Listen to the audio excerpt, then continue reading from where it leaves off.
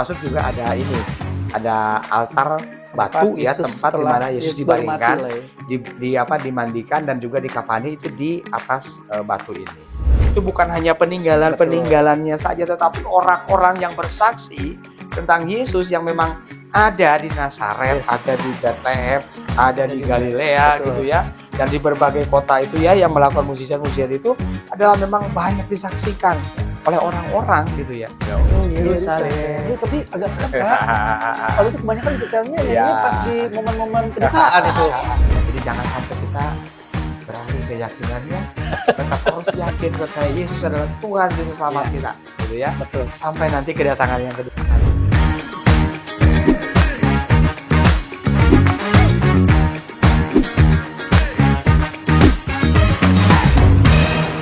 Mukjizat pertama Tuhan Yesus apa? Air menjadi anggur. Nah, di mana itu dilakukan? Nah, ini.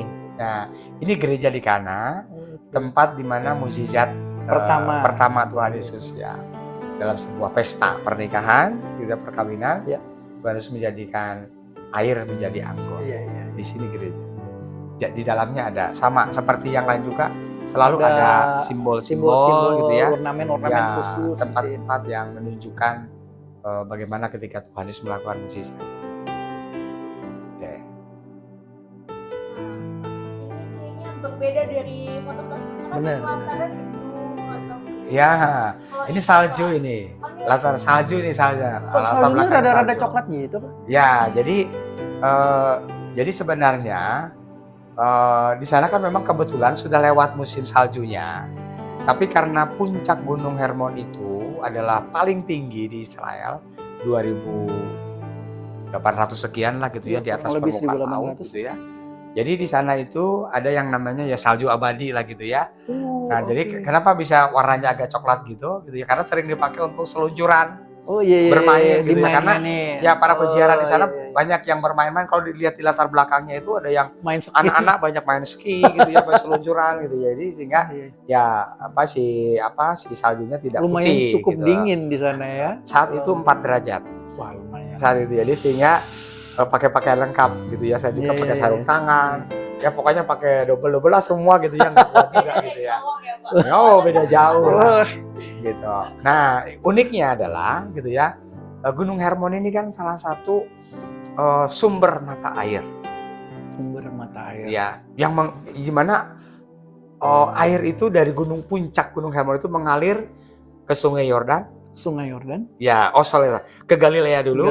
Galilea, kemudian ke Sungai Yordan, kemudian ke Laut Mati. Nah, jadi aliran sungai itu dialirkan ke beberapa tempatnya. Gunung Hermon ini sering juga disebut mata Israel. Kenapa? Karena dari atas puncak, bukan karena dari atas puncak Gunung Hermon itu terlihat semua wilayah Israel. Nah, jadi ini yang memang paling tinggi ya, di paling wilayah tinggi yang ada di Israel ya, Gunung Hermon itu. Ya, kalau kita ingat kan ada di dalam kitab Mazmur. Oh, betapa indahnya. Ya.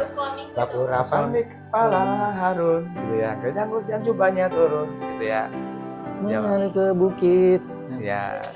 Yes, benar. Dari Hermon mengalir ke Bukit Sion. Yes. Gitu. Nah, itu ya.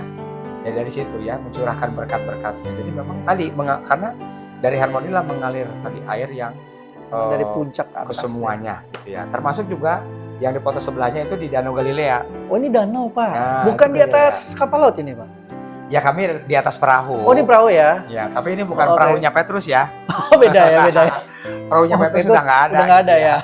Tapi kami ke Danau Galilea, ke tengah-tengah danau ini, gitu ya, di mana di situ kan ada juga peristiwa di mana Tuhan Yesus berjalan di atas kemudian air. Petrus kan hampir tenggelam. Betul. Tadinya dia udah bisa, tapi kemudian dia karena ada angin yang meniup dia gitu ya, sehingga dia kemudian tergoyahkan dan hampir tenggelam. Lalu kemudian Tuhan Yesus mengangkat. Nah, di sini terkenal dengan ikan Petrusnya. Nah, kita sempat makan ikan Petrus di sini. Apa tuh jenis ikannya? Kalau di kita mah semacam ikan nila atau mujair. Oh, gitu ikan ya. nila. Oh. Masih suka berenang? Sena? Masih. Ya. Oh, mau berenang. Bapak itu yang berenang. Bener. Cuman terkenal nih, Pak. Katanya Laut Mati itu salah satu apa ya, garamnya paling apa ya, kadar garamnya. Betul. Sehingga kadang-kadang nggak akan bisa tenggelam. Itu Betul. gimana, cerita itu benar atau gimana? Ya saya sempat nyoba gitu ya. Oh, nyoba. Cuma di foto ini kan nggak lagi berenang ya. Iya. Tapi ada foto lagi, sebenarnya saya lagi ngambang. Tapi ini gitu laut ya. mati Nah, memang Pak ya. Itu laut mati. Kalau ngelihat warnanya memang nggak kayak bilang-bilang merah segala. Itu beda lagi Pak, laut merah segala. Beda ya? Enggak. Beda ya. Ya, maksudnya laut mati itu kan seperti tadi memang ada kadaran dan memang tidak ada kehidupan di sana. Iya, iya, iya. Tidak ada Ikan pun kehidupan. tidak bisa hidup. Ya, ikan pun tidak bisa hidup di sana karena kadar garamnya luar biasa. Dan hanya ada di sana. Tadi. Itu yang cukup. Dan tadi seperti yang saya bilang, laut mati ini mata airnya tadi itu dari Hermon Ya. ke Galilea, ke Yordan, kemudian ke Laut sini, mati. gitu ya. Ininya apa? Dan laut mati udah nggak kemana-mana lagi kan? Iya, Nggak dialirin kemana Iya, lagi iya, sehingga iya. disebut laut mati gitu. Jadi memang disitulah kadar garam cukup tinggi dan memang kita ini saya belum ini ya agak majuin sedikit ke sana gitu ya, agak kedalaman sedikit ya. Cuma memang ombaknya ini lagi tinggi, anggap lagi besar. Lagi besar. Nggak Karena boleh angin gitu. angin lagi cukup kencang. Iya. Jadi kalau tidak cukup kencang angin, mungkin di sini tidak akan ada ombak-ombak yang kayak gini. Kita tinggal ngambang aja gitu kayak. ngambang begitu aja. Tapi saya juga ngambang di situ membuktikan oh benar ternyata gitu ya, bahwa kita nggak akan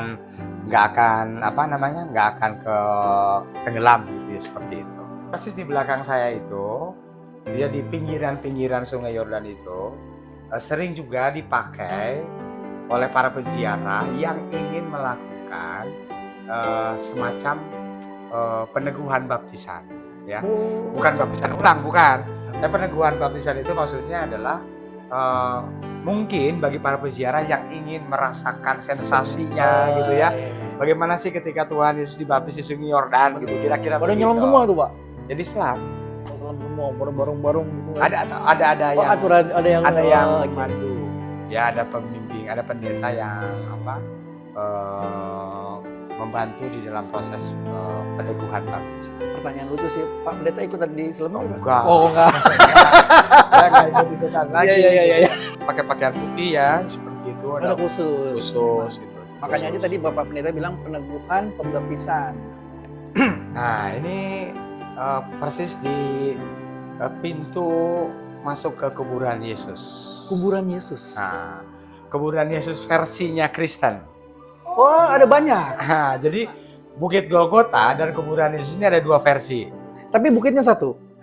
Beda tempat, gitu ya. Yang satu versi Katolik, saya juga ikut ke sana, masuk juga ke sana. Ngeliat juga. Satu yang versi Protestan, yang Kristen lah gitu jadi ya. kayak dua gitu Pak. Nah, jadi ya karena memang kan para ahli kan bisa punya pandangan yang berbeda terkait dengan tempat gitu ya. Oh ini di sini nih kayaknya gitu. Mungkin ahli-ahli yang lain, oh ini kayaknya begini gitu ya. Bisa begitu ya. Jadi tapi kalau melihat beberapa ahli ya dalam proses arkeologi ini itu lebih melihat bahwa yang versinya Kristen ini lebih mendekati seperti apa yang dituturkan di dalam Alkitab, ya di dalam kitab suci, gitu ya. Letaknya, bilang ada batu besar gitu yang ya. menutup. Ya, gitu kemudian kan begini, tradisi Israel letak kuburan itu kan itu selalu berada di luar tembok kota. Di luar tembok kota. Iya, karena kan dalam kepercayaan pun dalam tradisinya Yahudi bahwa kuburan itu kan harus di luar pemukiman. Ya, karena dianggap dianggap najis lah gitu ya. Nah, sebenarnya harus di luar. Nah, jadi kebetulan memang kalau kita dilihat dari peta dari geografisnya itu posisinya makam ini, tempat gua Yesus dikubur ini adalah memang berada di posisinya di luar. Jadi luar tembok Yerusalem. Tapi Gitu. masih menjadi pertanyaan menarik sih Pak.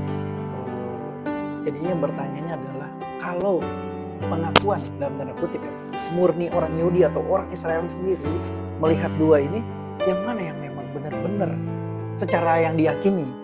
Ya kan pasti orang juga ingin memastikan bahwa kok kuburan jadi dua sih, ya kan? Tapi pertanyaannya cuma satu sih Pak, kalau ngomongin sumber ya, orang Israel atau orang Yahudi sendiri, yang mana nih Pak yang memang bukitnya Yesus kuburannya, Pak? Ya, kita sih nggak sempat menanyakannya ke Oh, orang Yahudinya Iya, gitu ya. iya.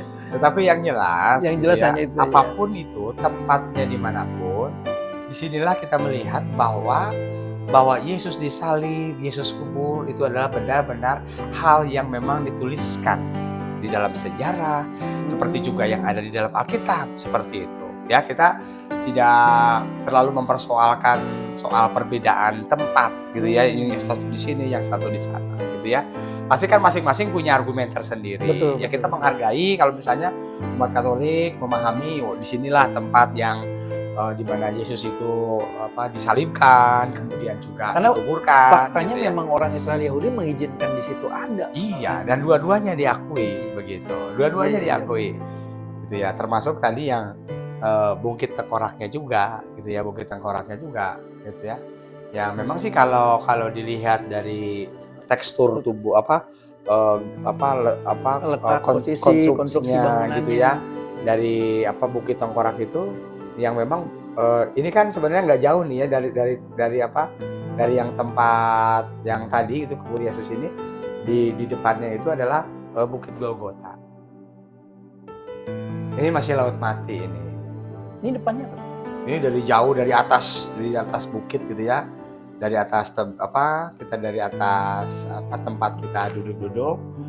Di situ kalau kita mau berenang itu kita harus jalan dulu ke bawah gitu. Tiket masuk gitu? Nggak pakai tiket lagi. Oh enggak ya? Kita kan berenang-berenang pakai tiket ya? Nah, Oh beda ya? nggak pakai tiket lagi, kita tinggal turun ke dalam Ya. gitu ya. Karena ngeliat- Tiket masuknya hanya ada di depan. Nuansa-nuansanya kayak ancol-ancol dikit Pak depannya, banyak bendera-bendera gitu. Nah, iya. Ya kan? Pik banget ya. Memang di situ juga ada ada disediakan tempat-tempat kayak tenda-tenda ya kalau Iya, yang mau nginap gitu bener, ya di bener. situ Oh, ada. Kita ada gambar lagi berbeda kayaknya, Pak. Ya.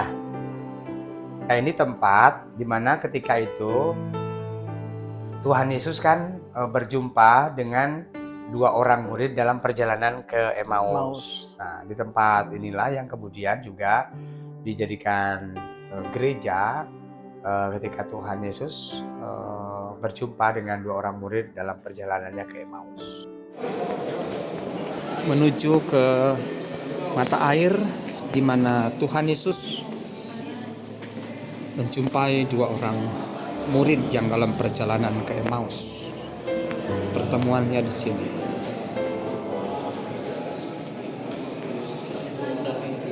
Ini mata air.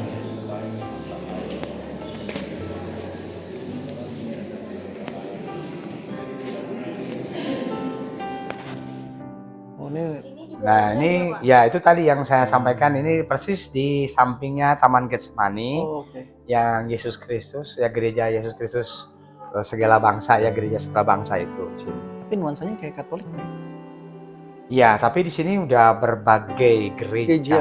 semuanya Walaupun- campuran. Ya, karena Kalau ngeliatnya kenapa ornamen- dikatakan seperti itu? Karena memang dalam proses pembangunan ini dari berbagai gereja-gereja di Segala dunia bangsa, ini, di dunia, segala ya. bangsa ini ada andillah, ada partisipasi di sana, sehingga dikatakan Apa nih ya, Pak, nyumbang atau apa nih Pak? Jadi banyak partisipasinya. ya seperti itu dalam proses pembangunan ini. Oh, oke. Ya, ada donasi-donasi ya yang di bagian dalam. Oh, di dalam gereja. Oh yang tadi sama. Ini makamnya tuh Raja Daud. Raja Daud. Ya, ini kita masuk ke Pintu masuk lah ya. pintu masuknya gitu ya. Ya. City of David. City of David. Ya benar. Kota Daud ya, Kota Daud. Beda dong. Ya, Tempatnya aja ya. Ya, ada makamnya juga. Ada makamnya juga gitu ya. Yang kalau kita lihat ke dalam itu, kita juga masuk ke dalam juga topi harus dibuka dan kita pakai ini yang khusus orang Yahudi. Apa ya, Ya, bilang? Aduh kipah, ada namanya. kipah, ya. Kipah ya benar. Nah, gitu ya. Ya semacam pakai gitu ya. Dan makamnya Raja Daud ini di atas makam Raja Daud ini itu ada tempat ya, kalau kita lihat kan di dalam Alkitab itu bahwa Yesus kemudian naik ke atas dan dia mengadakan perjamuan terakhir dengan murid-murid. Nah, sebenarnya itu dikatakan begitu karena memang pada saat perjamuan terakhir itu persis Tuhan Yesus itu melakukan perjamuan terakhir itu di atas makam Raja Daud.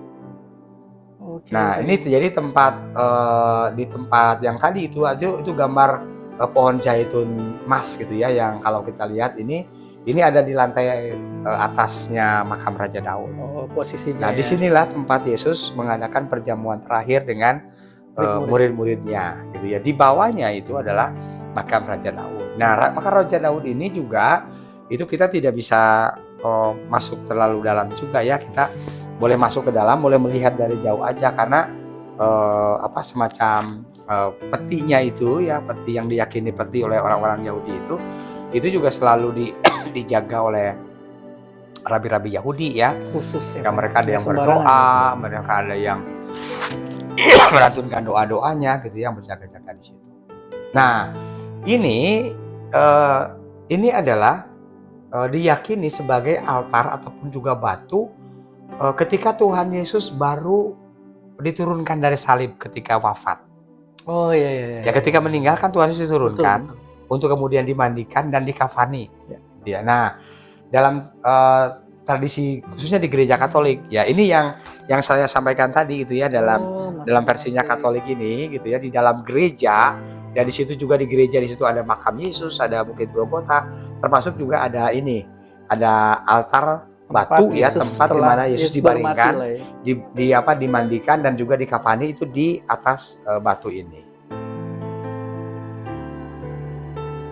Nah, ini yang tadi yang saya bilang di gereja segala bangsa tadi gitu ya, di samping Taman Getsemani itu ada batu, diyakini di situ Yesus berdoa. Gitu ya, tempat Yesus berdoa. Nah, di sana kita boleh menyentuh ya batu yang tempat petilasan Yesus berdoa itu. Nah, ini picture yang boleh kan dikatakan yang cukup menarik. Yang satu nih Bapak megang kayaknya kayak nuansa pijakan ya. Iya, betul. Apa tangan ini, Pak? Telapak kaki. Telapak kaki. Ya, dalam tradisi gereja ini sama juga ya, ini juga di dalam telapak kaki ini juga itu bagian dari gerejanya yang dikelola juga oleh Katolik gitu ya, oleh Katolik juga gitu ya. Nah, di sini diyakini itu adalah telapak kaki Yesus sebelum dia terangkat ke surga, sebelum naik ke surga. 10 hari kenaikan Isa Al-Masih, kenaikan Tuhan Yesus. Iya, betul. Setelah penampakannya kan gitu ya. Nah, memang di sini cuma satu. Yang satunya lagi itu dalam penjelasannya kepada kami itu dibawa ke Museumnya Vatikan di Roma. Gitu. Angkat ornamen batunya ya, diangkat itu, Pak. Satunya lagi dibawa ke sana, satu lagi masih ada di sini. Gitu. Nah, ini pertanyaan yang menarik terakhir nih, Pak. Ini Bapak sedang memasukkan amplop-amplop khusus. Ya, aktivitas gereja kita, Pak. Yang biasanya doa pagi, iya betul sekali, titip-titip doa ya kan. Ini berapa amplop nih Pak? Banyak nih amplop ini.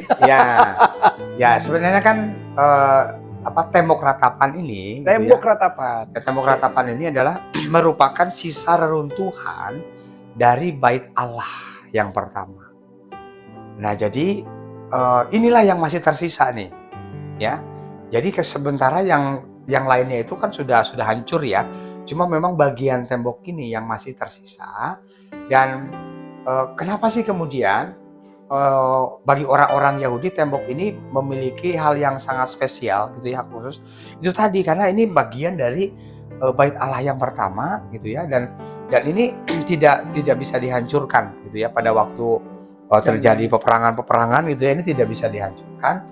Dan mereka meyakini bahwa di dalam bagian dinding-dinding ini gitu ya, karena ini adalah sebagai bait Allah pertama tadi gitu ya, yang diyakini kan bait Allah bagi orang-orang Yahudi kan tempat kehadirannya Tuhan gitu ya. Jadi ini memiliki juga semacam keyakinan mereka bahwa ya semacam energi spiritual gitu ya.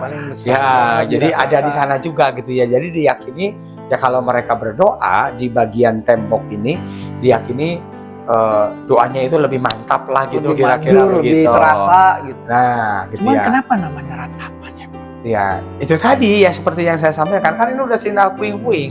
Oh, Udah bagian tinggal- dari proses yang memang hancur, rusak. Iya. Terus memang kondisinya ini tapi memang dirapikan. Iya, Atau tempat gimana di sih? mana umat berdoa, Semua agama menyampaikan- nih Pak? Atau hanya orang kita saja? Ya, Jangan-jangan katanya jadi semua agama boleh? di Iya sana? boleh ke tembok ratapan ini. Nah di sini juga kan bukan hanya orang Yahudi, kalau kita lihat ke sebelah sananya kan ada orang-orang Yahudi gitu ya. Sininya dua rombongan-rombongan kita kan, termasuk saya juga dia Oke. berdoa di sana. Ya cuma kan kita tadi gitu ya.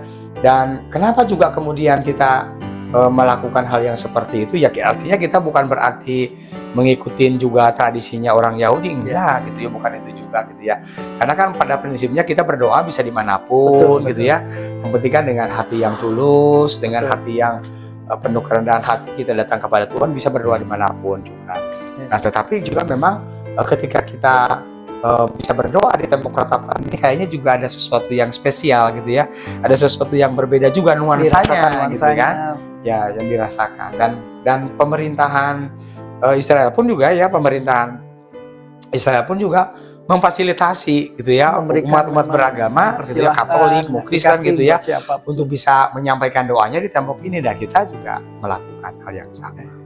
Ya termasuk juga titipan-titipan doa ya, dalam doa pagi ya saya sempatkan juga masukkan ke Ditaruh di sana ya, Pak? Ya. Jadi Ya. sukacita sepertinya semua punya kebersamaannya merasakan gitu. Ya. Doa-doa saya disampaikan Bapak Pendeta Agus. Ya. Cukup seru tuh di grup juga Pak, Ya. di grup doa pagi.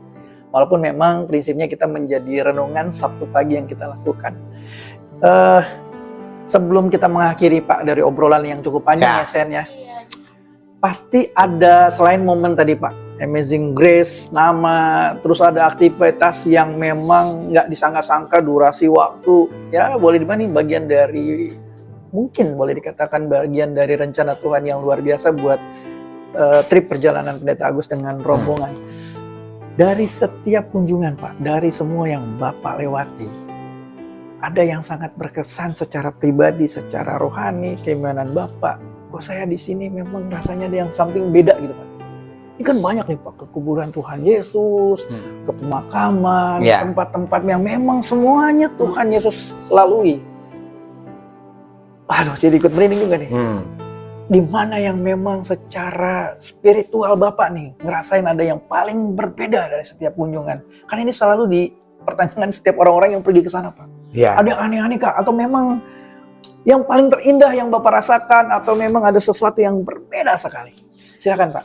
Ya, sebenarnya semua tempat-tempat itu istimewa ya bagi Istimewa saya. Ya. pastinya. Istimewa bagi saya gitu ya. Ya memang ada hal-hal yang khusus tadi gitu ya. Ketika kita berkunjung ke tempat di mana Tuhan Yesus tadi gitu ya, sebelum naik ke surga ada telapak Betul. kakinya. Kemudian juga, jadi saya tidak hanya satu ya, ada beberapa Banyak tempat ya. yang kata saya Secara itu rasanya itu iya, memang sangat menggugah gitu ya, sangat menguatkan gitu ya. Dan tempat Yesus menyampaikan doa Bapa kami seperti yang saya bilang tadi gitu ya. Ketika kita sama-sama berdoa di situ, semua menyampaikan doa, bahkan bergaung di ruangan di mana Tuhan Yesus mengajar itu, kayaknya doa Bapa kaminya itu kayaknya luar biasa gitu ya, terasa banget gitu ya, beda lah gitu ya. Tadi itu kemudian juga ketika Tuhan Yesus berdoa ya di Taman Getsemani tadi itu ada petilasan batunya. Ketika kita juga bisa menyentuh di mana Tuhan Yesus lahir di situ tadi gitu ya. Ada termasuk juga ketika Tuhan Yesus lahir di situ. Saya juga masuk ke sana gitu ya. Ada di sana juga. Termasuk juga ketika Tuhan Yesus menyampaikan berkaitan dengan penguatan atau juga doa untuk murid-muridnya, gembalakanlah domba-dombaku. Ya di situ juga sebagai sebuah proses saya semacam merasa kembali dikuatkan dalam pemaknaan panggilan saya ya sebagai pendeta di situ. Ya mengingat bagaimana Tuhan Yesus mengatakan saat itu, kan kita cerita dalam Alkitab kan, berkata kepada Petrus dan kedua murid yang lainnya bahwa gembalakanlah domba-dombaku. Jadi seakan-akan perkataan Tuhan Yesus bukan hanya sama Petrus gitu ya, tapi juga sama saya ada di sana gitu ya, merasakan juga. Nah di sana kita berkesempatan juga untuk berdoa secara khusus di sana. Ya, gitu. Pak Pen, terima kasih sebelumnya sudah bercerita cukup panjang, sangat menarik dan cukup menyentuh dan terasa sekali Mungkin juga sebagai akhir kata nih Pak dari obrolan kita ya Sen ya, Pak Pendeta Agus, hal-hal yang kira-kira dari aktivitas ini secara berbagi dengan jemaat-jemaat yang mungkin ada berkat, ada finansial lebih, mungkin bisa juga berangkat ke sana. Tapi secara perjalanan Bapak, apa nih Pak yang bisa kira-kira menjadi bagian secara rohani dan keimanan buat jemaat selama Bapak berjalan di sana? Kira-kira bisa berbagi buat ke jemaat? Silakan Pak Pen. Ya, pertama tentu kerinduan untuk bisa pergi ke Yerusalem itu pasti kerinduan semua ya. Oke. Kan ada lagunya juga, oh Yerusalem. Ya, tapi agak serem Pak. Kalau itu kebanyakan disetelnya nyanyinya pas di momen-momen kedukaan itu. Iya. Ya, jadi enggak ya Pak? Ya enggak. Ya, jadi tentu itu kerinduan kita ke sana. Oke. Gitu ya. Nah, tentu kalaupun kita tidak berkesempatan ke sana bukan berarti juga kemudian lantas menyurutkan iman kita juga. Betul. Jangan gitu ya. Tapi ya kita bisa melihat bahwa betapa bersyukurnya kita sebagai orang-orang yang percaya kepada Yesus Kristus. Amin. Gitu ya, bahwa Yesus yang kita imani, Yesus yang kita yakini ini bukan cerita dongeng. Bukan gitu cerita ya. dongeng. Ini bukan adalah sesuatu kenyataan. Ya, bukan sesuatu hayalan atau rekayasa. Bukan sekedar berita-berita hoax yang selalu dibilang. Tapi itu adalah hal yang real gitu ya. Yesus nyata. adalah Yesus yang memang ada dalam kehidupan kita di dunia ini gitu ya. Dan memang tidak mudah ya untuk bisa bagaimana sih kemudian bisa memaknai Allah yang mau kok jadi manusia turun ke dunia ini gitu ya. Kan banyak orang yang tidak meyakini itu, tidak percaya itu. Kalau kita bersyukur sebagai orang Kristen meyakini bahwa Allah datang ke dunia ini dalam Yesus Kristus. Yang memang bukti sejarahnya juga ada tadi gitu ya. Bukti otentiknya gitu ya. Itu bukan hanya peninggalannya saja, tetapi orang-orang yang bersaksi tentang Yesus yang memang ada di Nazaret, ada di Bethlehem, ada di Galilea gitu ya. Dan di berbagai kota itu ya yang melakukan mukjizat-mukjizat itu adalah memang banyak disaksikan oleh orang-orang gitu ya. Jadi betapa bersyukurnya kita sebagai orang Kristen. Jadi jangan sampai kita beralih keyakinannya, tetap harus yakin percaya Yesus adalah Tuhan Juru Selamat kita, gitu ya. Betul. Sampai nanti kedatangan yang kedua kali. Iya, gitu ya. Yerusalem baru. Yerusalem. Ya, puji Tuhan, sukacita yang luar biasa yang boleh kita rasakan bersama. Saya Sena, Pak Pendeta Agus, bahwa obrolan kita, diskusi tentang trip perjalanan Pendeta Agus ini memang menjadi suatu berkat buat kita semua.